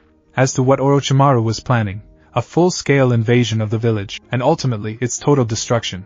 "Orochimaru, I'll rip that son of a bitch to shreds before he lays a hand on him," she growled, her maternal instincts kicking in. "That's not all, Tsunade. Orochimaru knows of his existence, and has already gotten to him." During the second stage of the Chunin exams, his team ran into Orochimaru, who was targeting the Uchiha for recruitment, during which Naruto fought with, and managed to drive away Orochimaru, but not before he put another seal on the boy, the Gojyo Fuin. This put him at a severe disadvantage in the next stage of the exam, but the boy pulled through. His sensei, one Kakashi Hatake, was informed of his condition, but chose to ignore it in favor of Uchiha Sasuke. He also abandoned Naruto to train that Uchiha brat exclusively. Jiraiya told her with a growl, as he was the one that both spotted the malfunctioning seal, and fixed it. This was yet another thing that nearly made the woman seek out, and destroy the ones that wronged her godson. However, she was also proud of the fact that he managed to stand up to the snake freak, and stood his ground. "That slimy bastard I'll see soon enough. But enough of that, how is the brat doing now?" Hayato smirked slightly. "He's alive, and as healthy as a boy could be. I have taken him into my home, as his legal guardian, and I have been training him after he was abandoned. Also, I believe that, as his godmother, you have the right to know about an extenuating circumstance surrounding him, and an agreement made by his father to a couple of old friends of his. I believe you remember Hyuga Hayashi and Lee Tenmon?" "Yeah, I do. Minato Gaki's best friends." "What about them?" "Well, the two of them had daughters while Minato had a son. I believe you can figure out what happened," Hayato told her with a grin. Her eyes widened. "That brat has a small harem on his hands," she said aloud before breaking out into a smirk. "Heh, the entire world shits all over him, but he sure got compensated for it, didn't he?" She laughed. "So, when can I meet the brat and his gang?" she added once she stopped laughing. "I'll take you to him personally, Tsunade-chan," Hayato told her, standing to his full, impressive height of over 6 feet 6 inches. With that, Sarutobi told his secretary that he would be in the village on official business, as they all flickered from the office to the compound. Once at the compound, she was greeted by the sight of a small boy with a shock of wild, golden blonde hair, riding around on the shoulders of a bronze-skinned giant like a bucking bronco, whooping, and hollering at the top of his lungs, "Giddy-yap, Apachai-sensei! Tsunade smiled at the sight. He has Minato's hair, and Kushina's face. It's uncanny, she commented to herself, as the human Bronco came to a stop near her, as Appa-chai noticed the newcomer. Appa, new person? He asked, to which Hayato nodded. Yes, Appa-chai-kun, if you would be so kind as to round up the others in the dining room, we all need to talk about something, he instructed. Naruto slid off of his shoulders, and got a good look at this new lady, and blushed slightly. She's really pretty, he thought. Who are you? He asked in bewilderment. Tsunade smiled softly at him, as she ruffled his hair playfully. I'll tell you in a few minutes, she told him playfully. Oi, let's go to the dining room. We have a lot to tell you, Jiraiya told the boy, who nodded, and followed his cue. The masters all started to file in, but they all noticed the blonde woman sitting next to her teammate. Ah, Tsunade-sama, it's been many years since I've seen you, Akasane greeted her respectfully. He studied physiology under her for a few years while she was in the village. Tsunade-hime, it's been so long, Kensei called out, tipping his hat. So you're the famous Tsunade-sama? You hold your age well, Sakaki greeted me merrily. Shigeru's greeting was silent, yet still respectful. She gave a deep bow to the slug princess, while Appa-chai gave the pretty lady a somewhat childish wave. Mio came out of the kitchen with fresh tea. Oh, I didn't know you had guests, Aji-sama, she told her grandfather. Mio-chan, please sit. This concerns you, as well, he told her, as he turned his attention to the great nephew. Naruto-chan, he started, as he explained everything that had been talked about in the Hokage's office. Everything about Tsunade, and how she was, and is his godmother, and why she didn't know about him until recently. Naruto sat in silence. So you won't go anywhere, Tsunade-basen? He asked her, scooting near her. Auntie? Well, it's way better than Bachan, she reasoned. That's right, I'm not going anywhere. Come here, kiddo, she told him in a playful tone, as she snatched him up into an embrace. Shigeru watched impassively, but was finding it harder to keep her connection to Naruto a secret until he was told of his parents. To that end, she was training him hard to make Chunin to meet the stipulation placed upon him by Jiraiya and the Hokage. Once that was all settled, Shizen was informed of her master's whereabouts and homed right in on her. There, she learned that Naruto was her master's godchild, so she gladly took on the role as another big sister to him. Her nurturing nature helped Naruto warm up to her very quickly, just like it helped Neo and I am cracked through Naruto's mask. His brides-to-be were also told about who his legendary godmother was, and got to meet her personally. All three girls were thrilled to meet someone so famous and legendary as the princess of the Sannin, Senju Tsunade. She, in turn, wanted to meet the girls that would be marrying her godson in a few years for herself, and was pleased, very pleased. All three girls had their wits about them, didn't act like scatterbrained fangirls, and they were all around good, respectable young ladies with fire in them. To support herself in the village, Sarutobi made her the hospital director, and head doctor due to her unmatched skills as a medic, with her assistant Shizen filling in the number 2 spot. From there, she began to trim the fat, as she called it, cutting down on doctors and nurses that couldn't cut the mustard, and conducting refresher training for those that remained. She also got the go-ahead to start up the combat medic program that she always wanted to implement. Hinata expressed interest in this new program, and with her Byakugan plus her home-made medicines and salves, she would be a natural as one. Hayashi supported her wholeheartedly in this endeavor, as she would be the first Hyuga to ever be a combat medic. On the issue of the Hyuga clan, there was plenty of opposition to Hayashi's decision to honor the marriage pact that he and Minato had devised long ago. It turned out that the Elder Council was going to marry Hinata off because she wanted to join the main and branch houses once again, and get rid of the caged bird seal that had done so much damage to their family. Since the Prince of Kuma no Kuni was out, they wanted to go with Plan B, marrying her off to the heir of the Inuzuka clan, Kiba. Hayashi would not budge an inch for his decision, so they offered a compromise. Should Naruto defeat Neji in the tournament, she would be free to marry Naruto. But if Neji was victorious, she would be branded with the seal and married off. Now, Kiba was pretty upset with losing to Naruto in the prelims, but his smugness kicked into high gear once he learned that if Naruto lost to Neji, Hinata would be his. He wanted her to bear his pups and destroy Naruto's dreams, just to rub it in his face. He even came by the compound to gloat, but made a grave error. Kiba was strutting around near the compound, and happened upon Naruto training with his fiancées, and Master Sakaki, and Neo, all of them sparring. He strutted up to Hinata, and snagged her by the arm. Hey, let her go, dog breath, Naruto yelled. Why should I, dope? She's gonna be mine anyway, so she might, as well, get used to hanging off of my arm. Since you're such a loser anyway, I might as well take the rest of these hotties from you. No dope could ever please a woman, he sneered. Naturally, Naruto didn't take this very well, but neither did the rest of the people present. Sakaki looked ready to kill on sight while Raichi, and Renko were ready to turn his ass into a throw rug. Hinata was nearly retching with disgust. Kiba was an alright teammate when he wasn't being a total creep and pervert, but this was going too far. The most pissed off of them all, though, was Mio. Normally, Mio was a very gentle and kind young woman, a young woman that one would assume wouldn't even hurt a fly. However, should you piss her off, even hell couldn't hide you from her wrath. The beautiful blonde-haired girl strode over to the dog boy, his eyes leering at her figure. Hey, what's this? Somebody jumped from the Dobe ship already, huh? Kiba jeered at Naruto, but Miss Mio cracking her knuckles, an aura of rage behind her that was making even Sakaki cringe. As Kiba reached out to take her arm, Mio snatched it, and twisted his arm to the point of breaking in one smooth, lightning-fast action. Kiba quickly found that the more he tried to struggle, the tighter her grip became. Now you listen to me, and you listen well. I don't ever want to see you around here again, and should I catch you bothering any of us, there won't be enough of you left to clean up with a mop. Mio growled at him, making Akamaru bolt off for home. She then shoved him away, and the group started off back to the compound. However, Kiba was, if anything, a very sore loser, and his arrogant pride had him trying to attack Mio from the back. In his mind, he needed to dominate this girl. Fortunately, his strike never hit its target. Sakaki, a literal mountain of muscle, was blocking it, Kiba's claws not even scratching him. With only a paralyzing glare, and a low growl, the karate master made the arrogant Inuzuka both piss and crap himself before passing out in fear. The news of the new condition, once it reached them,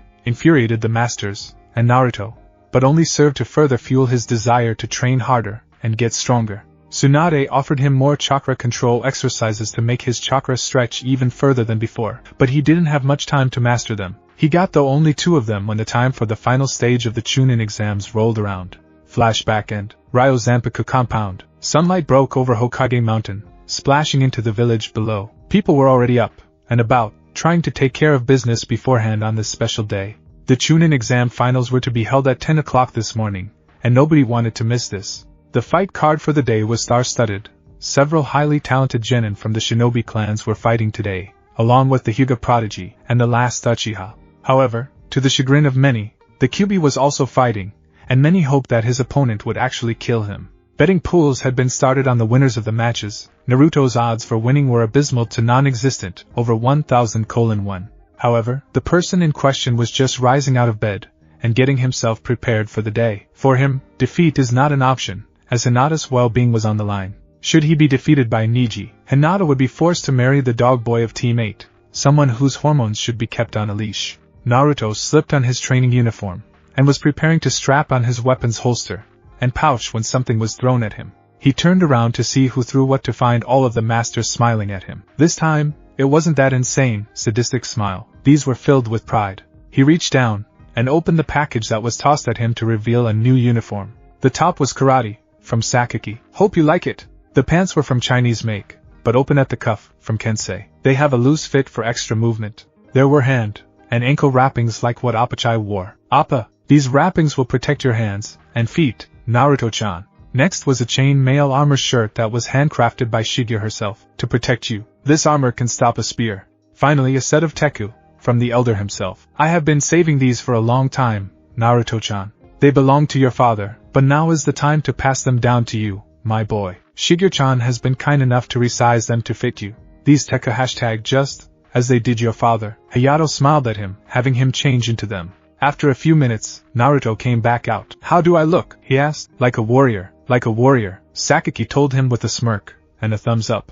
Naruto clenched his fists as he tried to stave off tears, but a few tears of pride slid down his face. Thank you all of you, he whispered, as Mio put an arm around him. We're all proud of you, Naruto-kun. Now go out there and win, she told him, as they all got themselves ready to leave. Once preparations were made, the troop left en masse, bound for the Chunin exam stadium. Thanks for watching my video, and make sure to check out the author of this fanfic. Link is in the description. See you next time. Till then, sayonara.